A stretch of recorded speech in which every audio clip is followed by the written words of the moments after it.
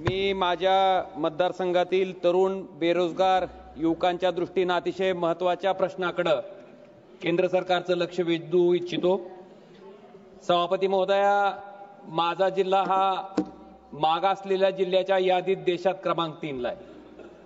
सभापती महोदया, माझ्या जिल्ह्यामध्ये कौडगाव MIDC ची साधारणतः 310 हेक्टर जमीन आणि वडगाव MIDC ची 89 हेक्टर जमीन त्या ठिकाणी शिल्लक आहे।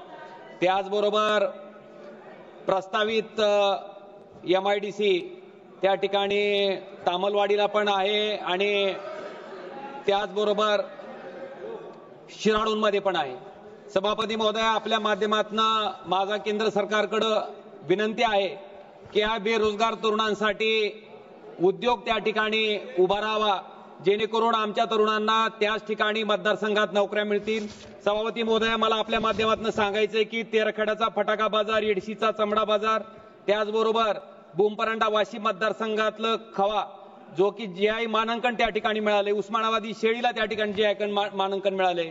मला वाटते ह्याच्यावर आधारित उद्योग किंवा असा उद्योग ज्याला पाणी लागणार नाही अशा पद्धतीचा उद्योग जर त्या ठिकाणी माझ्या लोकसभा मतदारक्षेत्रामध्ये आणला ड्रायपोर्ट सारखा, तर निश्चितपणे माझ्या भागातल्या तरुण युवकांना त्या ठिकाणी रोजगाराच्या संधी उपलब्ध होतील। ही माझी आपल्या माध्यमातून केंद्र सरकारकडे कळकळीची विनंती आहे। धन्यवाद सभापती महोदय।